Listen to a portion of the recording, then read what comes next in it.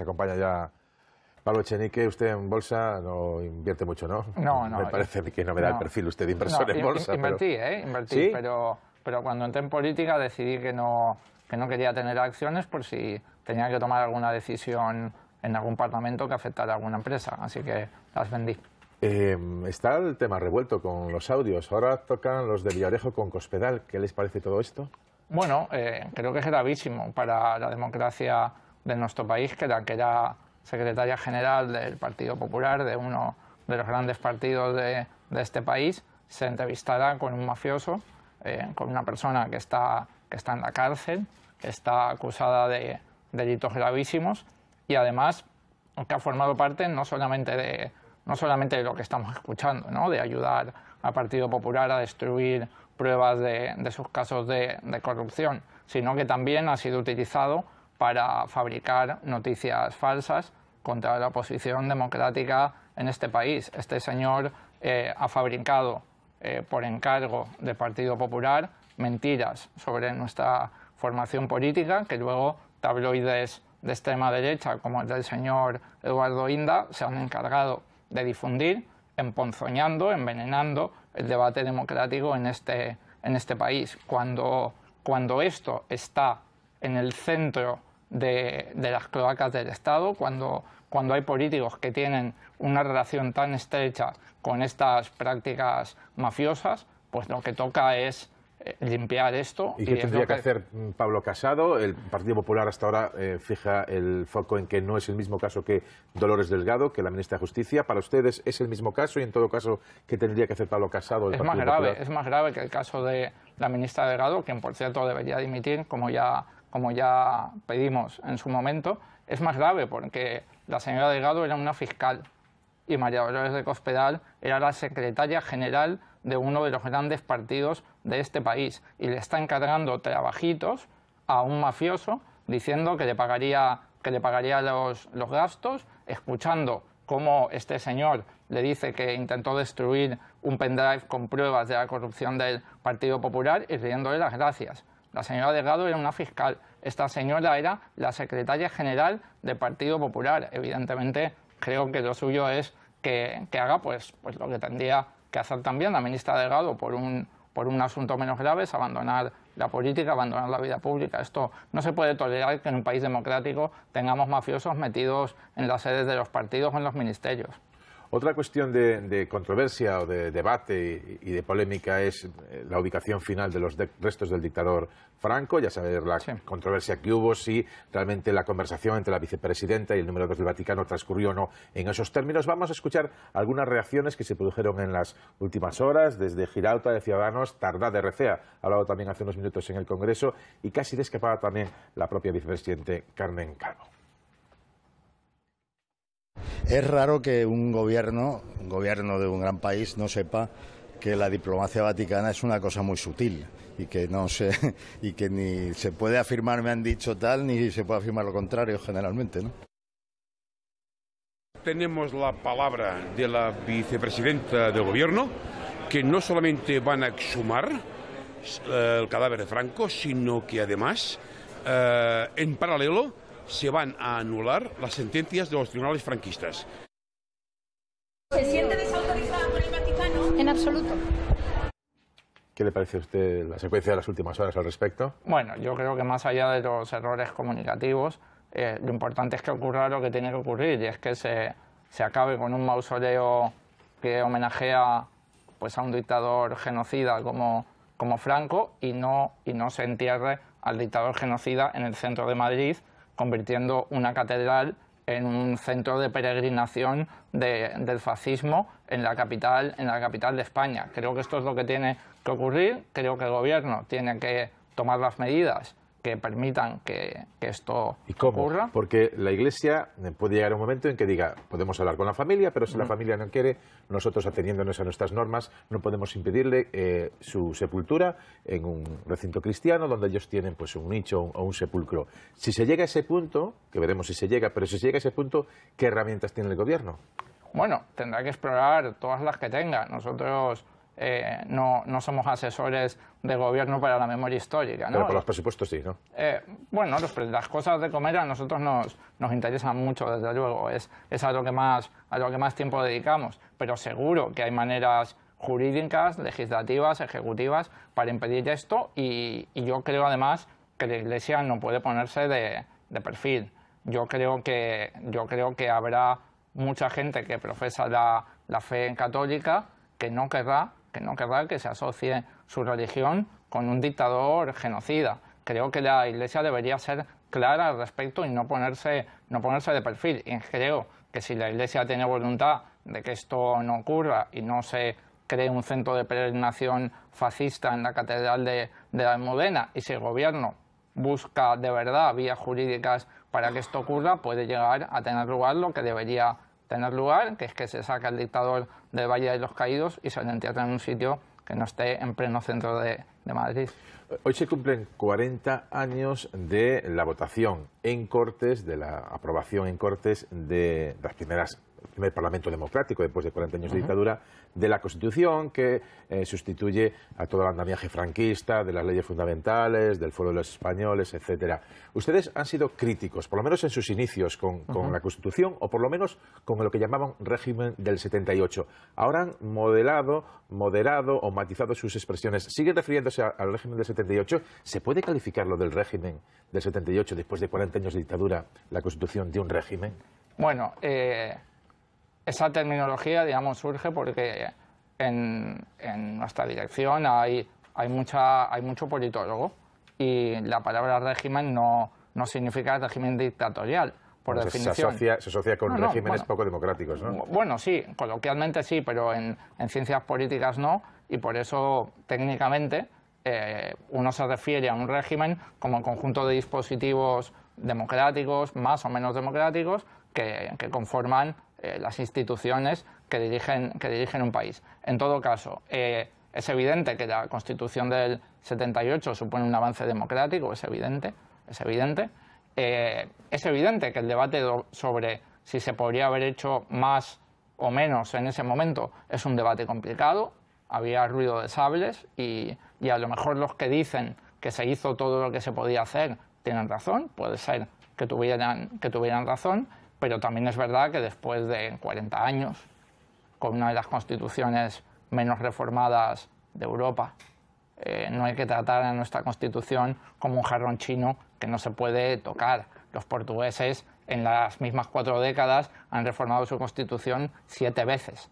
Y aquí solamente la hemos reformado 2 veces, una reforma menor por el Tratado de Maastricht. Cayeron de distinta manera el régimen dictatorial español que el régimen dictatorial portugués. Bueno, pero ¿qué problema hay en reformar la Constitución? El 70% de los españoles quieren que haya una reforma constitucional. Eso es sano. La propia Constitución contiene artículos que explican cómo se debe reformar. Creo que no hay que tratar a la Constitución como un jarrón chino. Creo que España ha cambiado mucho desde 1978.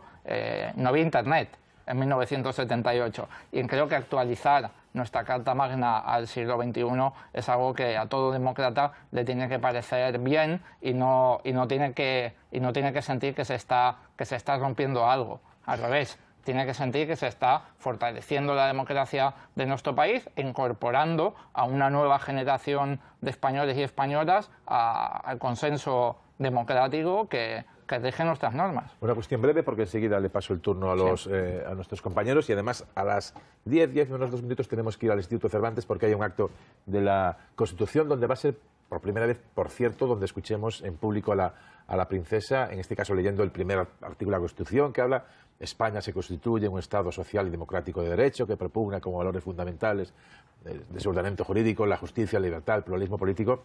¿Le parece bien que el primer acto público de la princesa sea leyendo ese artículo clave en la bóveda democrática de España?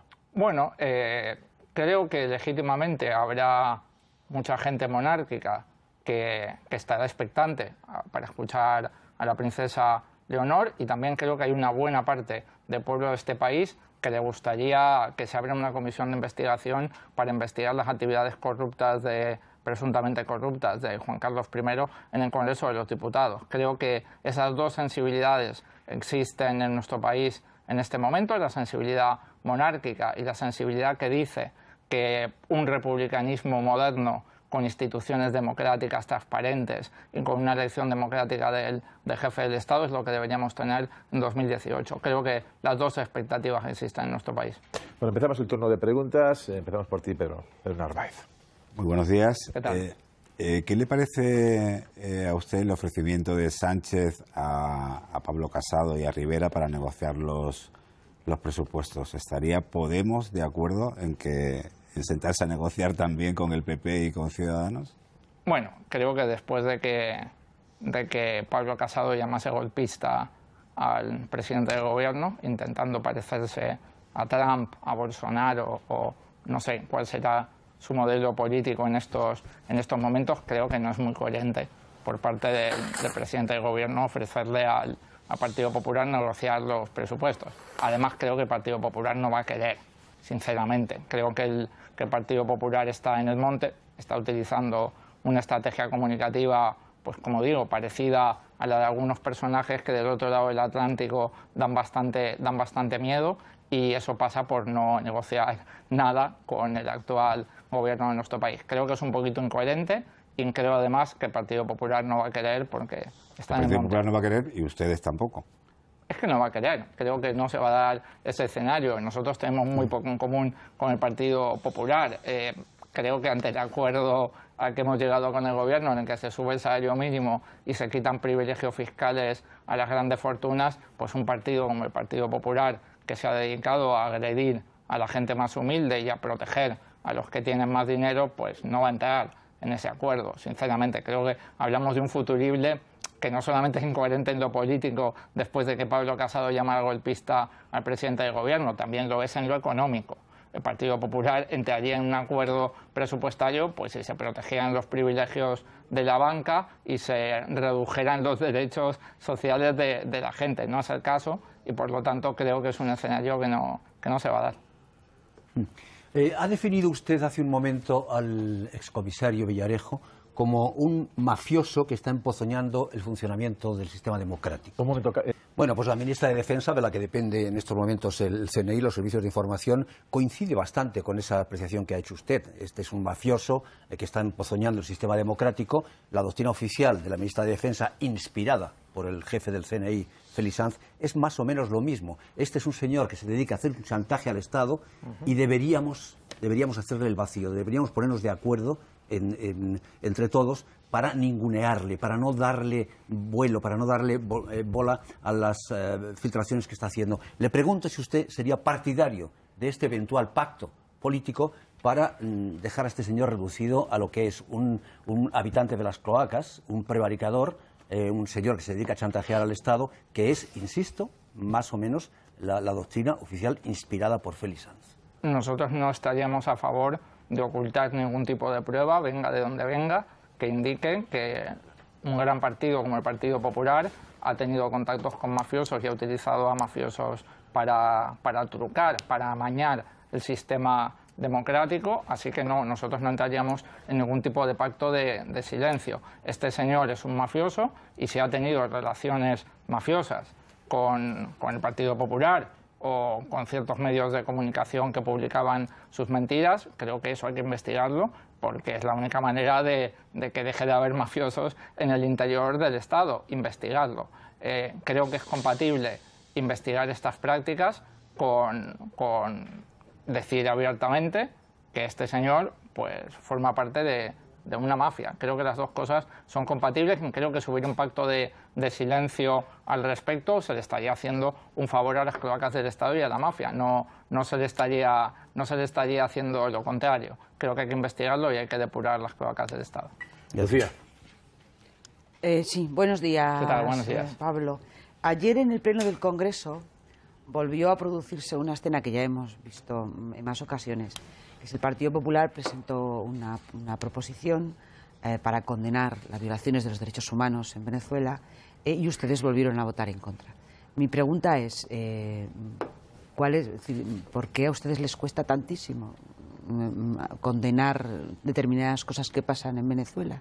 No pasaría nada porque ustedes las condenaran, digo yo. Las condenamos tranquilamente. Condeno la violación de derechos humanos en Venezuela. Aquí para que conste en acta. Sí, usted sí, pero luego y en cualquier otro país. Habría que leer la moción que trajo el Partido Popular, que según me comentan es la moción número 15, sí, es correcto. La moción número 15 que trae el Partido Popular al Congreso de los Diputados sobre Venezuela. Pero igual si ustedes votaran que sí, no traería más. Claro, es que si el texto ayudase a solucionar el problema político en Venezuela, votaríamos a favor. El problema es que los textos que trae el Partido Popular no tienen ningún interés en arreglar la situación en un país hermano, como es un país de Latinoamérica, como es Venezuela. El único interés que tiene el Partido Popular al traer estos textos es, bueno, pues seguir propagando las mentiras que el señor Villarejo, a través del tabloide del señor Eduardo Inda, difundió sobre nosotros. El señor Villarejo fabricó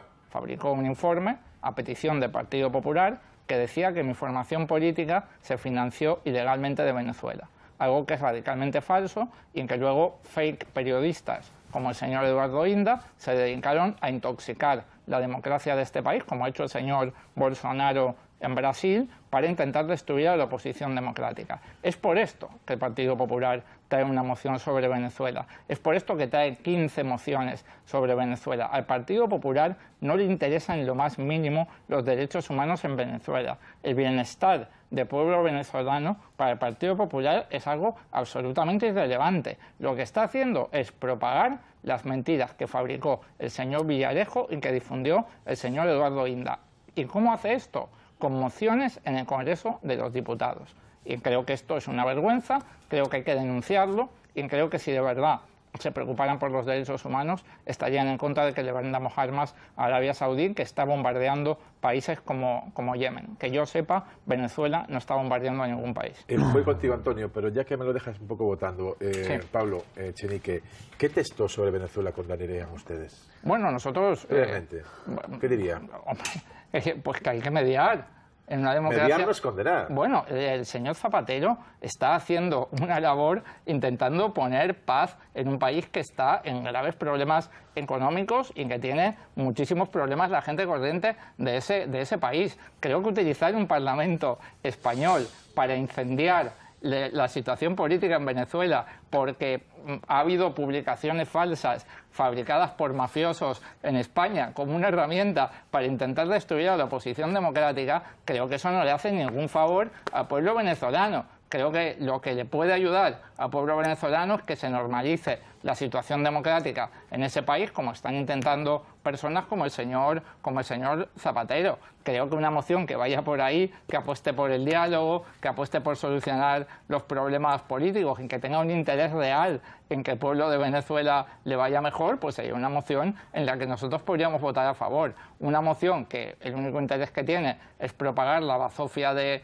Villarejo y hacer política de barro y de mentiras contra la oposición democrática y que no tiene en cuenta para nada los derechos humanos de Venezuela, sino más bien todo lo contrario, los instrumentaliza como un arma política del fango en España contra la oposición. No, pero estoy explicando el tipo de texto. Seguramente si lo redactara el señor Zapatero, que no es de mi partido, seguramente sería una moción que podríamos votar a favor, porque no estaría pensada para propagar bulos fabricados por las cloacas del Estado. Una pregunta, Antonio, y concluimos. Antonio, bien, perdón, no creí que ibas a hacer otra. Buenos días, señor Echenique. Vuelvo rápidamente al pacto de presupuestos que tienen con el Partido Social, con el Gobierno en este caso. Hay dos elementos, al menos dos, que han introducido cierto ruido. Uno era la cuota de los autónomos y el segundo también unas declaraciones de la ministra de Economía respecto a no tocar la reforma laboral, que también les ha enfadado a vosotros bastante, ¿no? A vuestro partido, quiero decir. Respecto a la respuesta del presidente esta mañana sobre de los autónomos, quedan satisfechos porque no ha parecido tampoco muy contundente. No se ha dicho claramente que no vayan a subir las cuotas de los autónomos, no me ha parecido entenderlo. Y segundo, respecto a lo de Calviño y la reforma laboral, ¿han recibido algún tipo de explicación? ¿Se ha avanzado en esto? Si puede ser en 30 o 40 segundos que tenemos que irnos. Sí, rápidamente. Tenemos hoy la mesa de seguimiento del acuerdo presupuestario con el Gobierno. Ahí tenemos que garantizar que no se le sube la cuota a ningún autónomo en este país y me consta que el Gobierno está comprometido a que esto tenga lugar. Y respecto a la reforma laboral, ya sabemos que el Gobierno no quiere derogar la reforma laboral del Partido Popular y es un punto de desacuerdo. No figura la derogación en el acuerdo y es algo que ellos nos dijeron que no querían hacer, lamentablemente. Lo dejamos aquí, señor Echenique, muchísimas gracias por atendernos. Estamos viendo imágenes.